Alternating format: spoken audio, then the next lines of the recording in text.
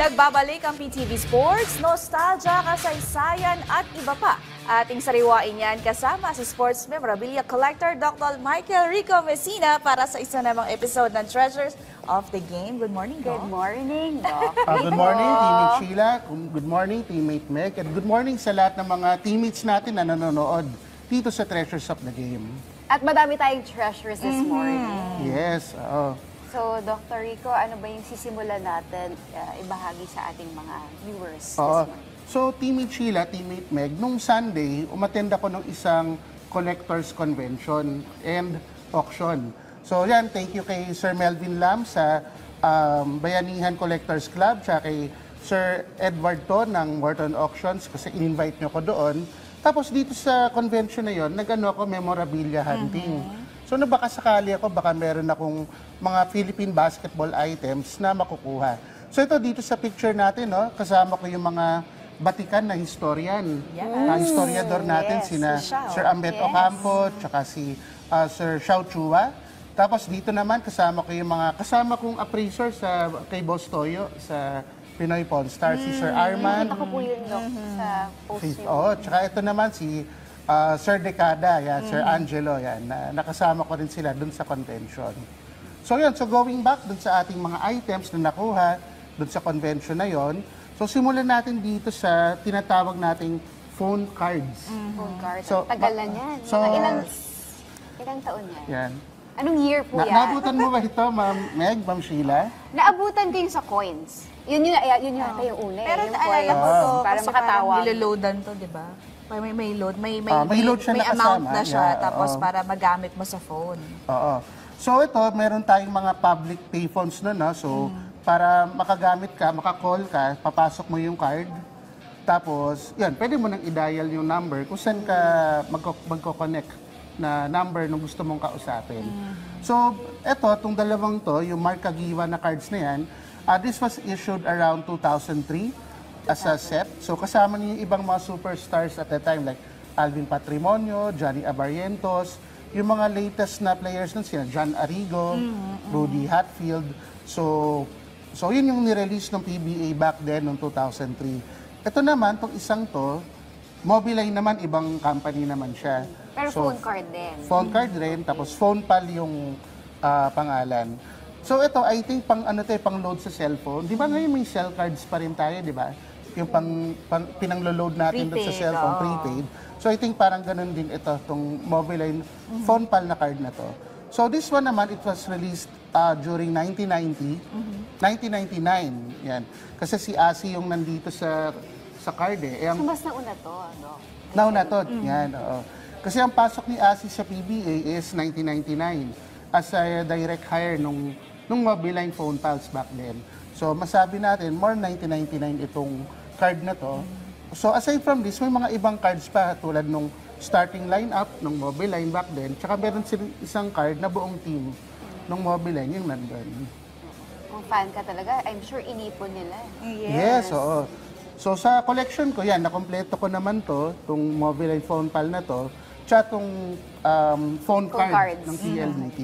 Actually, itong Kagiwa na to, na cards na to, meron pa siyang storya. So, nung nagsimula na i-release itong mga cards, ang spelling nung Kagiwa sa card ay Kagiwa. Baliktad yung U tsaka I. Sinadya po yun, Doc. Hindi sinasadya. So, they had to recall the available cards para ayusin, para gawin tama yung spelling. Pero may mga cards kasi, phone cards nito, na na-release na. Kaya kailangan nila na itago na yon, tapos naging collectibles eventually yung mga cards na yon na tinatawag nating error card. So, may error card. Ito, Doc, ano naman to? Parang, Ayan. pin. So next naman, may nakuha akong dalawang interesadong medal doon sa convention. So dito muna tayo sa isa. So ito ay dated 1973.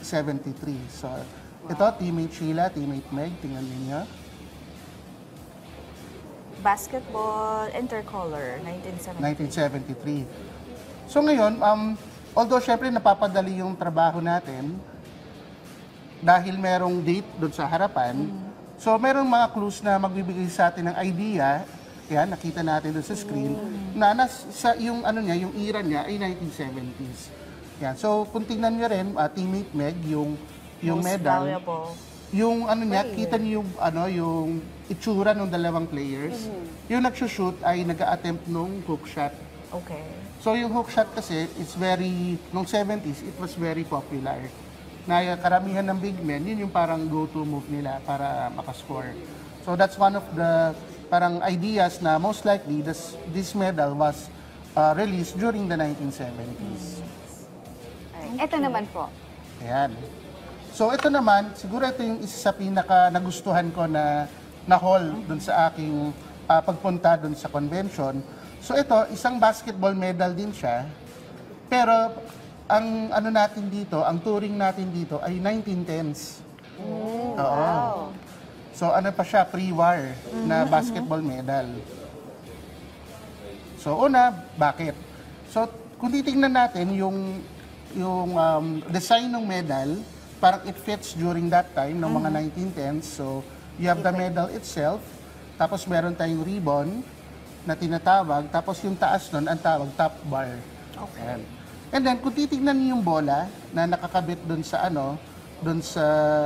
sa ribbon, kita nyo yung design niya, yung mga tahe or struts nasa labas. So, yung sinaunang bola kasi natin ng basketball, yung mga struts or tahe ay nasa labas. At ginamit siya mostly from the 1900s to the 1910s. So, given na ganito yung design ng bola, it will give us an idea na itong medal na to ay na-issue during that particular time. Yan. Tapos kanina pinakita rin doon sa ating pictures doon sa harap na El Oro yung nag-manufacture ng medal. So isa siya sa mga pinakauna at pinaka-batikan na nagmamanufacture ng medal even nung panahon ng American occupation. So tuwan-tuwa ako nung nakita ko to. Actually, nandun siya sa isang sulok lang ng mga medals eh.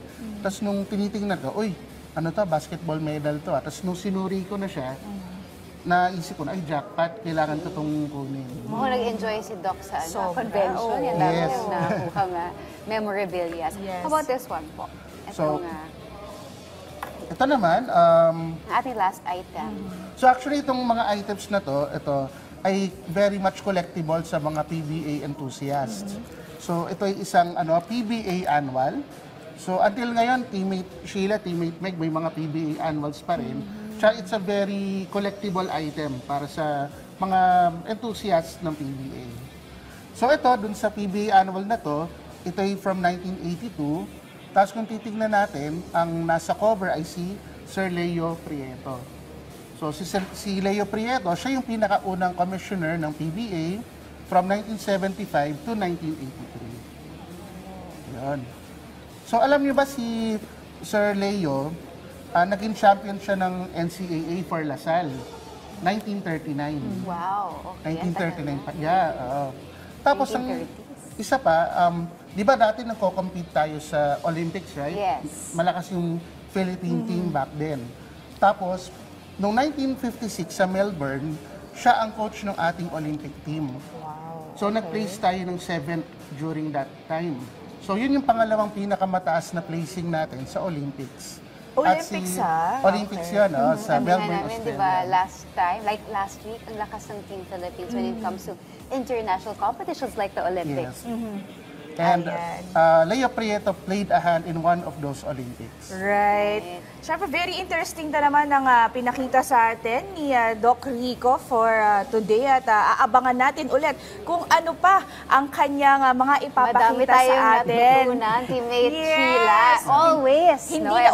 nauubusan, hindi Oo. tayo nauubusan ng bagong information at syempre memorabilia. Maraming salamat, Doc Rico, Thank you so for much. joining us today. Ayan.